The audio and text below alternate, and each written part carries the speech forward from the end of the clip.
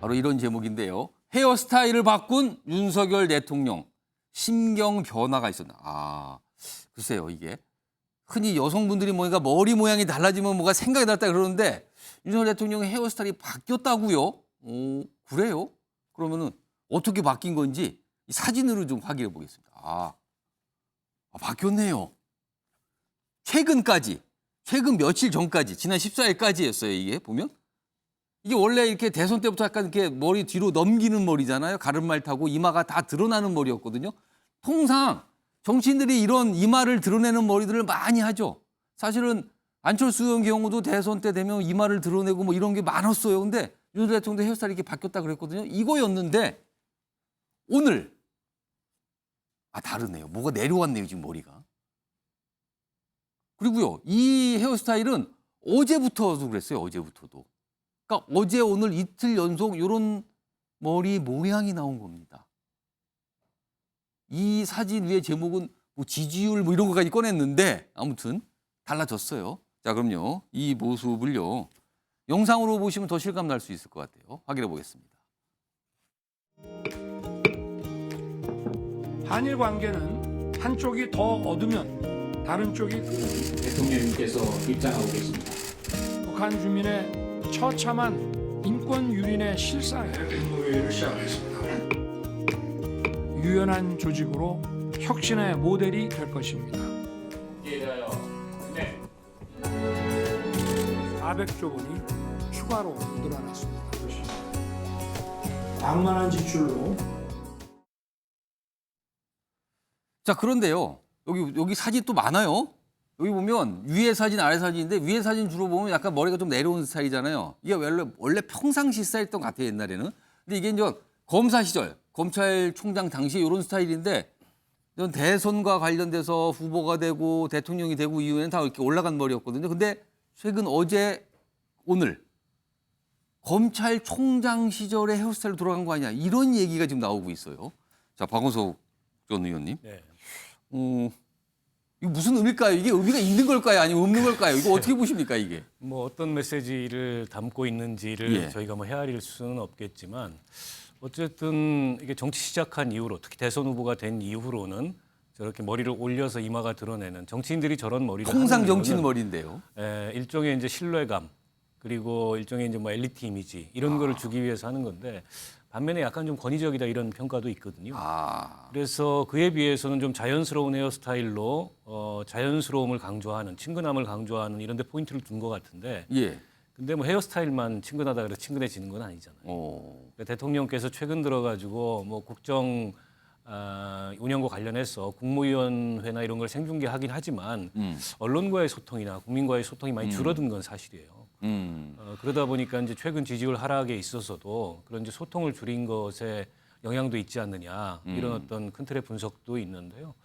물론 뭐 헤어스타일 변화에 어떤 메시지가 담겨 있는지는 모르겠으나 기왕 대통령께서 권위를 내려놓고 친근함을 통해서 국민들에게 그런 이미지로 다가가려면 헤어스타일의 변화뿐만이 아니라 적극적인 소통과 국정 운영에 관한 여러 현안들에 대해서 정부의 입장을 정확하게 좀 설명하는 이제 그런 이 과정을 통해서 그 접근이 돼야 되지 않을까 생각합니다. 검찰 출신이신 최기식 변호사께 질문을 드릴게요. 그러니까 검찰총장 시절과 비슷한 머리로 돌아갔다 이런 시각이 있거든요. 그렇다면은 검찰총장 시절의 어떤 초심 이런 건가요? 이거 어떻게 보십니까? 지금 아까 사진 보면은 그 중앙지검장 시절 때는 조금 더 젊어 보이는 머리고요. 예. 총장으로 계실 때는 조금 더 이제 약간 무스 같은 걸 바른 그 사진 약간 다시 한번 들어보죠. 내려 지금 보시면은 저 중앙지검장 시절 보면 약간 일하는 스타일로 보이잖아요, 그죠? 예. 예. 약간 헝클어져 있고. 예, 예. 약간 흐트러져 있고 그런데 저 검사총장 시절에는 조금 더 단정해진 거고. 그래서 저는 아까 박원석 의원 말씀처럼 저는 오히려 조금 더 젊어 보이는 것 같아요, 저 헤어스타일이. 젊어 보이고 오늘은 보면 또 그렇게도 보이네요. 예, 빨간색 넥타이보다는 파란색 계통의 넥타이를 맸거든요. 약간 보면은 젊은 층들에게 뭔가 좀 젊어 보이고 싶어 하시는 그런 것들도 있을 것 조금 더 같고. 밝은. 예, 밝은 또 파란색 넥타이를 매므로써 또 중도층 부분도 좀 공략하시려고 하는 것 같고 그런 생각이 좀 드는데 과연 내일 아침에 출근하실 때 어떤 그때 또 바뀌었을 수도 헤어스타일과 있다. 어떤 넥타이를 멜지 한번 두고 볼 필요가 있을 것 같습니다. 그런 뭔가 변화를 읽어낼 수 있을 것 같습니다. 예. 요즘에 사실은 윤석열 대통령이 이른바 도어 스태핑을 한참 안 했잖아요. 그러니까 뭐 물어볼 수가 없어요. 만약에 도어 스태핑을 했으면 기자들이 물어봤을 수도 있어요. 헤어스타일 바뀌셨는데요? 왜 그러세요라고 하시는데 아직 물어볼 기회는 없어서 그냥 사진으로만 이렇게 좀 비교해 봤습니다. 자, 이런 가운데요.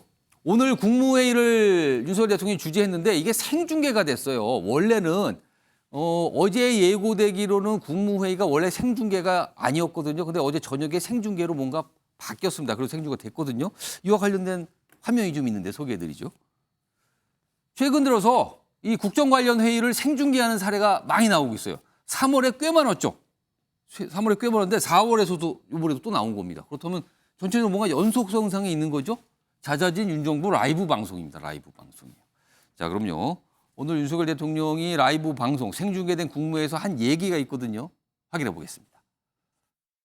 고용세습은 우리 헌법 정신에 위배되는 부당한 기득권 세습으로 미래 세대의 기회를 박탈하는 것입니다. 표본 여론조사는 표본 설정 체계가 과학적이고 대표성이 객관적인지 제대로 공개돼야 합니다.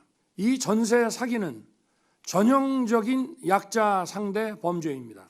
이 비극적 사건의 희생자 역시 청년 미래 세대입니다. 무엇보다 가장 충격적인 것은 마약이 미래 세대인 청소년에게 널리 유포되어 있다는 사실입니다. 자, 오늘 생중계를 통해서 뭐 모두 발언 정도가 좀 공개가 됐었는데 저렇게 직접 얘기하는 모습이 오늘 공개가 됐습니다. 생중계를 통해서. 자, 그럼요. 전재수 의원, 홍석주 의원 두 분께 제가 방송 나가는 동안, 영상 나가는 동안 질문 드렸어요. 윤석열 대통령 최근 국정회의 생중계하는 경우가 많은데 왜 생중계를 선호하는 것일까? 어떤 이유가 있는 것일까? 이거를 분석해서 써달라고 했습니다. 자, 우선 전재수 의원님 어떤 이유가 있다고 보십니까? 제가 써놨는데 소통 대신 생중계라고 써놨습니다. 일단요, 전재수 의원님은 소통 대신 대신 생중계라고 생중계. 썼어요. 자, 그리고 홍석준 의원님 걸 좀 잡아볼까요? 홍석준 의원님은 국민 소통이라고 썼습니다.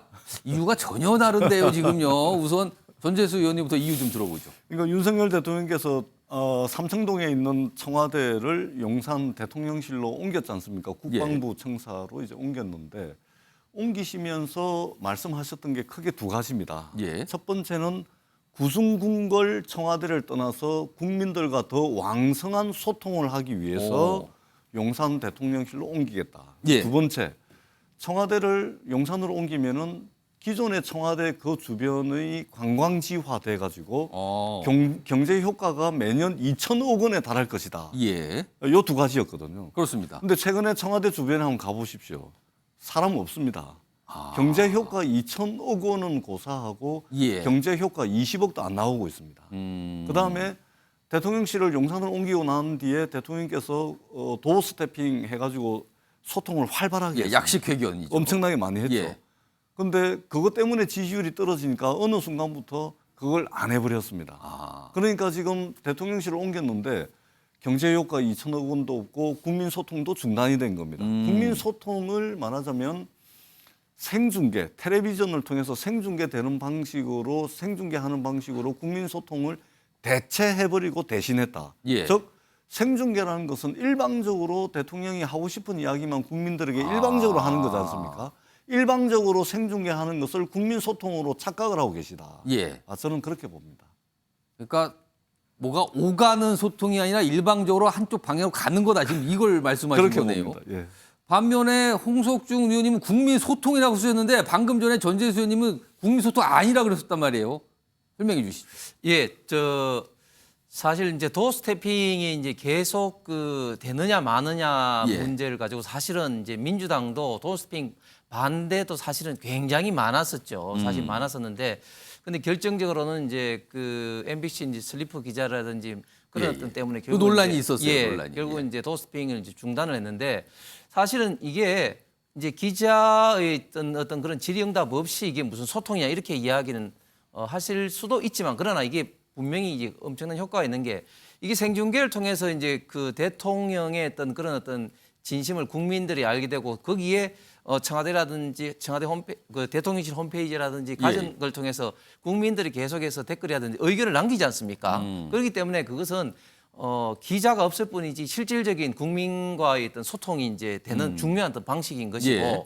사실은 또 대통령실을 이제 옮기면서 사실은 국민과의 소통도 중요하지만 또 대통령실 내부에 같은 청에 있는 어떤 같은 이제 수석 비서관 어떤 비서관끼리라든지 이런 어떤 소통은 지금 현재 뭐 나름대로는 그 목적은 애초 목적을 달성하고 있다 이렇게 예. 보고 있습니다. 앞으로 이 생중계를 좀 더 보완할 수 있는 이런 걸 통해서 저는 도어스피킹을 완벽하게 대체할 수 있는 그런 어떤 소통 어떤 기능이 생길 거라고 봅니다.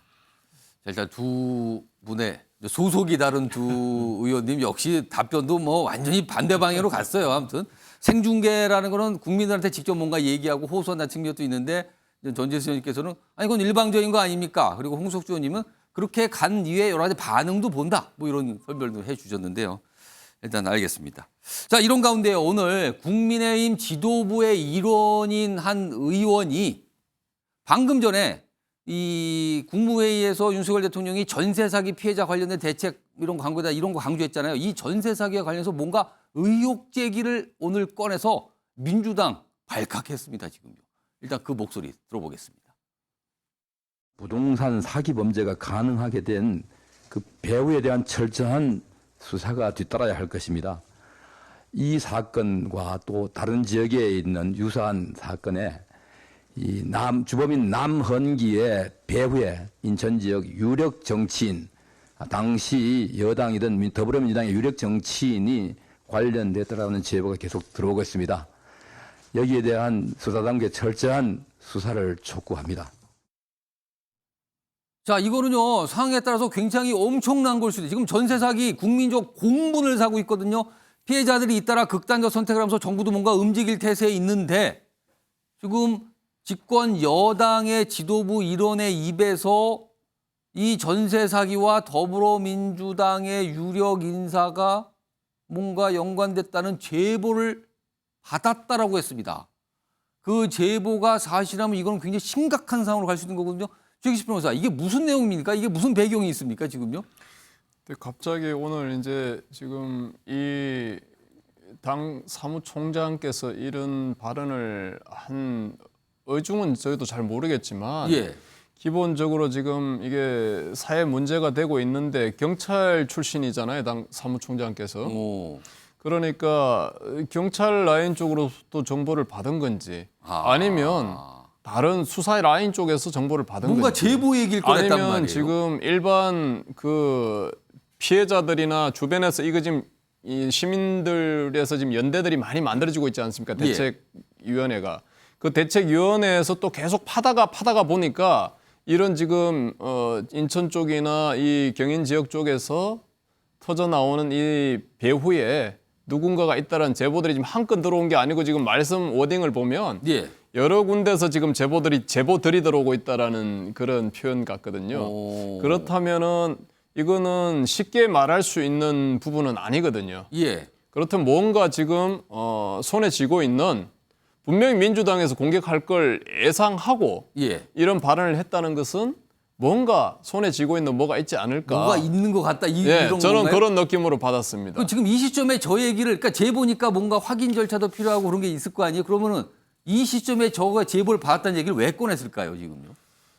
네, 그거는 아마 지금 약간 당의 어떤 그런 입장이 이 예. 전세 사기 문제 굉장히 청년들의 문제와 또 우리 약자들의 문제로 부각이 되고 있는 상황에서 예. 민주당의 유력 정치인이 이걸 했다면 예. 민주당이 지금 비난받아야 마땅한 거 아닙니까?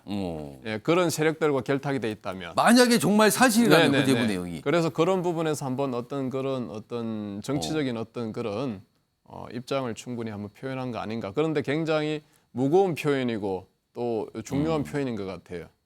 전재수 의원님 민주당 소속인데 민주당 반응은 뭡니까 지금요? 그러니까 이게 당 이름이 나왔어요 지금 거기에서.